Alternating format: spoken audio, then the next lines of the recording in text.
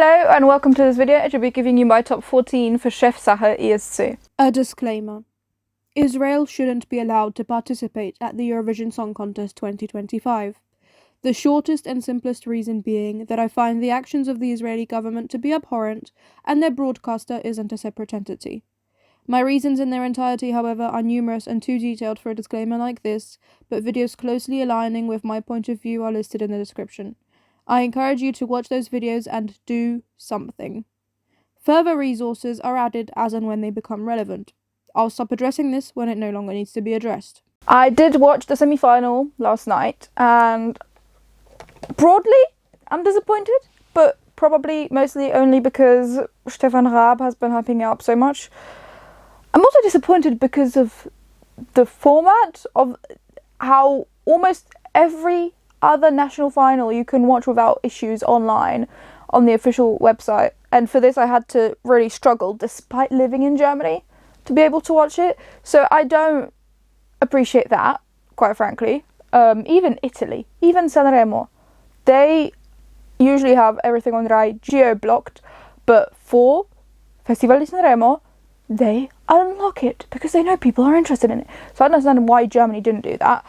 There were also quite a lot of pretty long ad breaks. They also wanted to give away €12,000 and said they were going to do it last night, and then they didn't end up doing it last night. Maybe they were saying they're going to do it next week. I have no idea, but I don't know. Just the whole thing frustrated me. Don't understand why the stage needed those arching bow things at the front. Like, a couple of people did use it, yes, but mostly it just feels awkward to use it, I'd imagine. And I did think the panel was unnecessary of people commenting on the songs, because they were really swaying the opinions about the songs. And Eurosong in Ireland does this as well, but almost no other national final does, as far as I'm aware. And I don't really like it. In this instance, yes, people weren't allowed to vote last night. It was just the juries deciding who goes through. But I just generally don't like that panel format. They also were really quick to jump to opinions and then just not really consider anything else. My personal biggest gripe was, for example, with From Fall to Spring, where they were immediately like, oh yeah, we love this, but you know, Germany's like #1 metal country in the world, and we don't know if it's going to work on the Eurovision stage. We'll remember Lordi winning, but Lord of the Lost, which I think was 2023, that didn't really pay off, did it? I get that broadly. But then they forget things like Blind Channel coming 6th, for example, in 2021. And while I understand the comparison of From Fall to Spring with Lord of the Lost, they are still fairly different.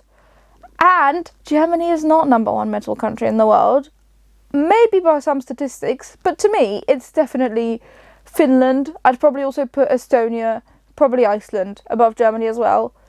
Maybe a couple others. Yeah, Germany's up there for sure, but not #1. So these opinions of people who are watching the semi-final as well as the final will be steering the way people vote next week as well. And I don't like the panel format. It was also pretty infuriating to watch because, well, first of all, Stefan Raab was so convinced that Germany's going to win, and I don't think Germany's going to win with any of these songs right now. Second of all, a lot of these artists are really, really good artists, and they can really sing, and they've got their own perspectives, but a lot of these songs are not Eurovision songs. There's a Venn diagram with a small overlap in the middle of songs that do well at Eurovision and songs that are good radio songs. And there's a few songs in the middle there. Broadly, though, they're fairly mutually exclusive. Radio songs tend to need to be repetitive so people can grab a hook, remember it immediately, be able to sing along from the first listen. Eurovision songs need to be made for a performance, and repetitiveness doesn't really lend itself to making the most of a 3-minute performance. And a lot of these songs did get pretty repetitive. Even songs that I enjoy, genre-wise, artist-wise, a lot of these songs were just really repetitive. So I'm not going to say that every single time I tell you a song in my top 14, because, to be honest, basically all of these songs are repetitive. And I don't know if this is just Germany not understanding Eurovision so much. The selection process pre this show even just not allowing the songs in that weren't as repetitive, because this is what Germany thinks needs to go to Eurovision. I don't know what the situation is. It was really infuriating to watch, though. I'm not saying it's completely impossible for Germany to win with any of these songs, you know, massive staging elevations and stuff like that. There's a couple of songs that I think, with truly insane improvements, could become a winner somehow, but I'm not filled with confidence after hearing these songs for the first time. And I don't mean to say anything bad about these artists, because as I say, most of these people are really good artists. Good stage presence, can sing live, really enjoy their perspectives. Just these songs are not Eurovision songs, which is just really unfortunate, quite frankly. I also don't enjoy all of the presenters and panelists' particular style of humour much, which probably didn't help my enjoyment of the show. But yeah, I did not love watching the show. And I do want Germany to win, in general. I really do. I live in Hamburg, in Germany, and it's one of my biggest dreams that I can't personally really work towards, for Germany to win Eurovision and to have a Eurovision in Hamburg. I want to see a Eurovision in Hamburg in my life. I don't think that's impossible, but it is looking unlikely every single year. So I know a lot of people dream of a Eurovision in Iceland, because they're a country that really loves Eurovision and hasn't won yet, and a lot of people are missing a Eurovision in Spain, wanting to see one in there again. For me, it's a Eurovision in Hamburg specifically, which I think is unlikely, because thinking about it, where all these German semi-finals and stuff are broadcast from tends to be Cologne, so probably it would be from Cologne. But I'd love a Eurovision from Hamburg one day. That's my dream. Anyway, let's get into my top 14 for real now. And I also broadly do disagree with the ones that did qualify and didn't qualify, so I'm giving you my top 14, not my top 9, because I disagree with a couple of these decisions. In my 14th spot is a song that didn't qualify. It is Golden Child by Jonathan Henrich. I don't know how to pronounce these names, whether an English accent or a German accent, but I just didn't find the song to be that special, and the lyrics kind of annoyed me as well. He can sing it well, but it wasn't a song that I particularly enjoyed. In my 13th spot is Like You Love Me by Benjamin Bratz, which was nice. The idea of the seat was nice. Didn't enjoy his face on all the LEDs though, and the song isn't particularly magical in any way to me either. In my 12th spot is Golden Hour by Cage. 2 songs with gold in the name in my bottom 3.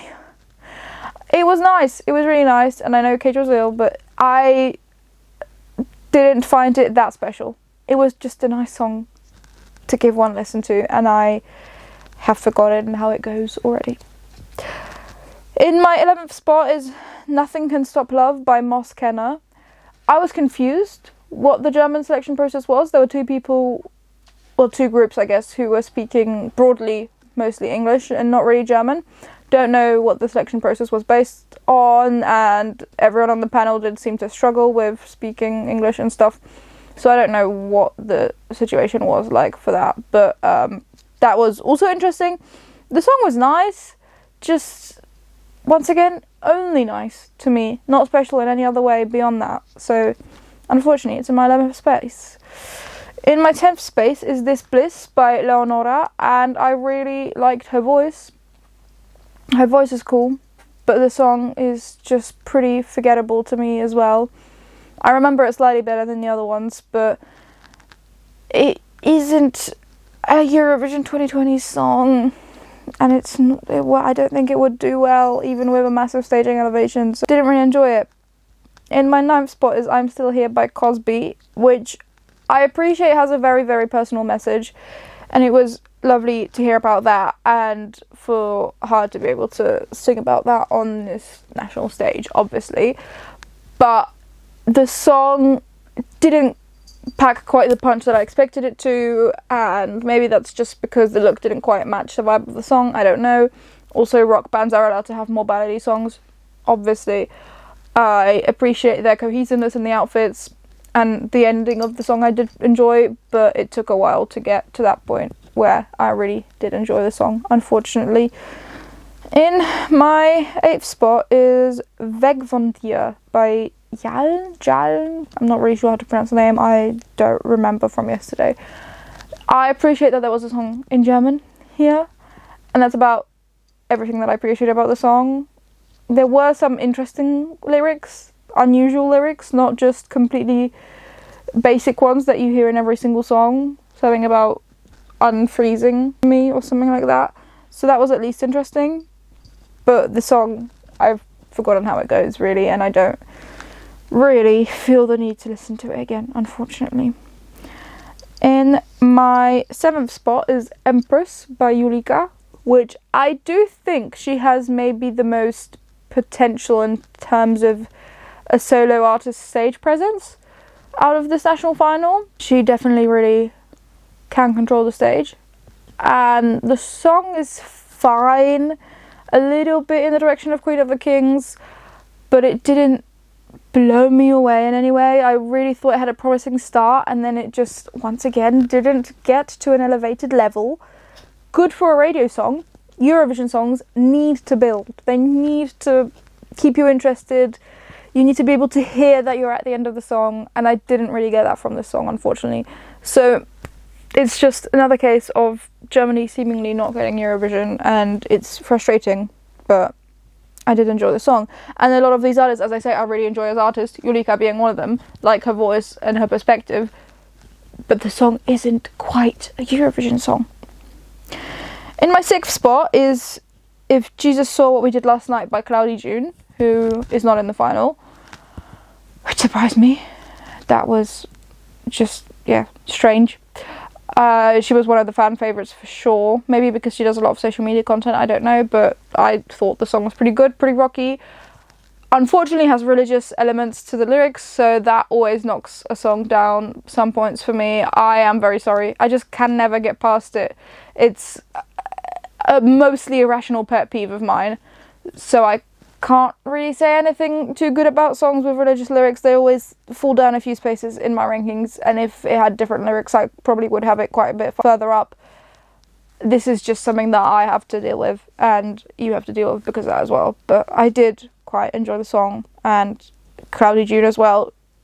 Vocals could have been better last night, but I thought the song was strong enough to still give her a chance in the final at least. In my 5th spot is Lovers on Mars by Lisa, which was really nice. Definitely would be encroaching on Like a Party by Emmy in terms of sweetness and theming and colours of the staging and everything. But I quite enjoyed the song. This one I felt built at least a little bit within the song. And it was quite a nice way to present the theme of the song, to be like Lovers on Mars. I thought the astronauts were on the LEDs. And then I realised they are real people. That definitely improved it for me as well. But I don't think this is a song that could win Eurovision. Love to be proven wrong. But I quite enjoyed it for what it is. In my 4th spot is These Days by The Great Leslie, the other group that was speaking quite a lot of English. One of the guys was speaking German, but yeah, just I don't really understand how that happened in the German selection process. There's 3,000 applicants, and Germany is the biggest country in Europe participating in Eurovision, so why? I don't know. Yeah, it's fine. It's okay. It just, I don't get it. The song was extremely repetitive to me. I know I wouldn't say that every song is repetitive, but this one was just pretty monotone. It like stayed in one place for the entire song, basically. I enjoy the sound, but 3 minutes of it is, even for me, quite a lot. So I wish the song had built and maybe done something interesting, but I do enjoy the sound. I really do. Just not for a Eurovision song once again. In my 3rd spot is Take the Pain Away by From Fall to Spring. They have participated in the German national selection before. I don't know when, but I had them pretty high up back then as well, and this time as well, but they're not in the final. Because this is who Stefan Raab got stuck on, being like, yeah, Germany's #1 medal country in the world. I don't know if Europe will get it. I don't get that. I really don't get that. They performed it really, really well. Great vocal techniques for the song. It was at least interesting. I'm also in the rockier direction when it comes to listening to stuff outside of Eurovision, so I will prefer these songs. But I thought this was really quite good. Good stage presence as well, and the song did build at least a little bit. So I'm very disappointed that this isn't in the final. I don't get it. I really quite enjoyed it, but that's the situation. In my second spot is Balla by Abor and Tina. I'm not sure how to pronounce the names, to be honest. I am very sorry. Did enjoy that the song is in German. And for once, I don't and I won't complain about a la la la la la part of a song, because it makes sense with the Balla. It makes sense to continue with la la la. Obviously, maybe it's just a cheap way of having the ability to do the la la la bit, but it at least makes sense within the logic of the song. I like it because it's in German, so that's obviously a big plus, because we don't get German at Eurovision basically ever anymore. And because Tina, I would assume, had the camera in her hand and like directed part of the performance herself, which is definitely a new concept. I've not seen that anywhere really, especially not for such large parts of the song. So that tells me that they've got good ideas, creative ideas for the staging, so that would be good. I don't think we need it as much, as long, or maybe in this format for Eurovision if this were to go to Eurovision. But there's at least thoughts being thunk about the staging. And the song itself I do also quite enjoy. It's a modern sound, not completely groundbreaking, but at least interesting, and not a copy of anything really. So I would quite appreciate this for Germany at Eurovision, but there is something that is my number one, and that is Nightclub by Feuerschwanz. I, even before the songs were released, was really excited about Feuerschwanz, not because I know them, but because I'm really excited to hear people who don't speak German try and pronounce Feuerschwanz, because that is just so many letters that people are going to get overwhelmed. I think the best English pronunciation of this, if you don't know German, would be something like Feuerschwanz or something like that. So I'd find it really funny, quite frankly. But also, I do enjoy the song. It's not just number one because I think it would be funny to hear people say Feuerschwanz without knowing how to say Feuerschwanz. I quite like it. There's a bit of German in the song, which would be lovely to have at least some. And there's variation within the song. It's got different parts. You can pick out where the verses and where the choruses are and stuff. And where the bridge is. The bridge is also different from the chorus, which is nice. And what I'd expect from songs, but definitely happens here. I know that comparisons will be made to Lord of the Lost inevitably, because metally rocky stuff, but I think there's more varied vocal techniques on show here, and there's two singers, which also makes it more interesting in a way. They've also got outfits that they seem to wear all the time. I might be wrong. As I say, I'm not really familiar with Feuerschwanz. There are people in my day-to-day life in Germany who do know them, not in real life, but as in know of them. So that tells me that they have a pretty decent chance of winning this, especially because both with their cover and with Nightclub, the audience seem to be really excited about it, and I think this has the most potential of winning the national final, Chefsache ESC, next week because of that, because they just have this own unique style, and now with From Fall to Spring being out, they're also sort of the only representatives of a metally rock in the national final, and I think this could be really fun at Eurovision. Don't think it would win. Could also come 25th again, or 26th, but I still think that it'd be really fun, and it could, because these people seem to have these outfits and general creative ideas, it could be in the top 10 for Germany if things go really well. And I do really think it's fun that it's got both German and English in the song. I haven't looked at the community ranking yet, and I am curious to see how that looks, so let's give it a look then.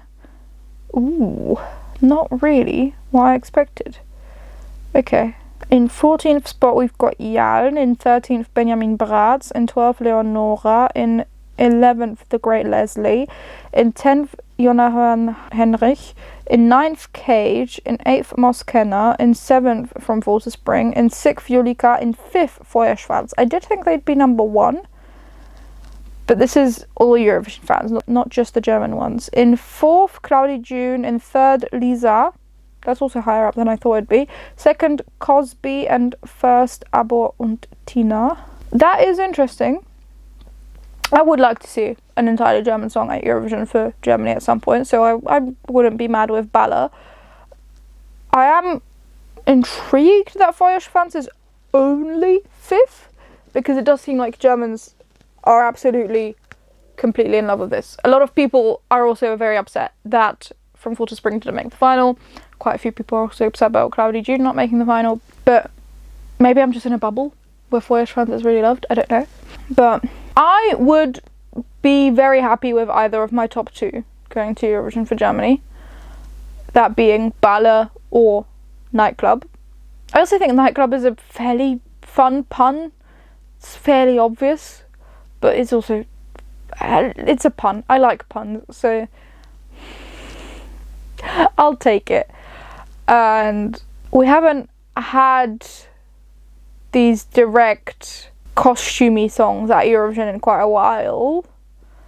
In a way, Queen of the Kings, I wouldn't really say there was anything last year that was this costumey situation. Kind of Give That Wolf a Banana, so it always seems to be coming from Norway, but there used to be quite a bit more of that, of Vikings and astronauts and stuff, so I think we could have Feuerschwanz at Eurovision. That would be fun. And Balla would also really work, because it's the least German, modern sound. As I say, I'd be okay with either of them as of right now. I do slightly prefer Nightclub to Balla, but that's just because of my own musical tastes. Don't really know that I can tell you right now which one would do better at Eurovision. Both of them have potential to be last or just about sneak into the top 10. I think Feuerschwanz has slightly more potential to sneak into the top 10, but that could also just be my own taste coming in once again. I am overall disappointed with the format and the songs, quite frankly, because I don't think any of these are winner material. Especially because the stage at Chefsache ESC is already pretty big, pretty professional. So we can't really have the same argument as with Eurosong for Ireland that this stage isn't really comparable to the one in Basel. Obviously it's not, because there's going to be way more of everything in Basel, but it's already a very professional stage, it looks like. So if they've got good ideas, they can already be presenting them here. Obviously more budget for Basel, but yeah, I think a lot of these people have very good stage performance, have very good voices. I just think the songs are letting them down, unfortunately. And I know a lot of them wrote them themselves, and that's great. But if Stefan Raab thinks that Germany should be winning Eurovision, there should be external songwriters brought in to help get these songs to a higher level. Most recently, almost all of the songs that have won have been written by multiple people at songwriting camps and such. So why Stefan Raab isn't looking at that, I don't know. Obviously Baby Lasagna had massive success last year with a song he wrote in his bedroom, but that was just like truly capturing magic. That is like once in a lifetime. That is not the usual route of successful Eurovision songs. That's all that I've got to say about Chefsache ESC 2025 for now. Please do let me know what you think down in the comments below. Do you like Balla or Nightclub or anything else? Let me know what you think down in the comments below, and please remember to literally like the video if you liked watching it, and share it with someone else who you think might enjoy watching the video as well. If you'd like to, subscribe to the channel for more Eurovision 2025 and beyond content, and thank you ever so much just for watching the video itself though. That's a great help as it is. I really do hope that you enjoyed it. That gives me an angle of it. I'll see you in the next one if that shows up on your feed. Bye!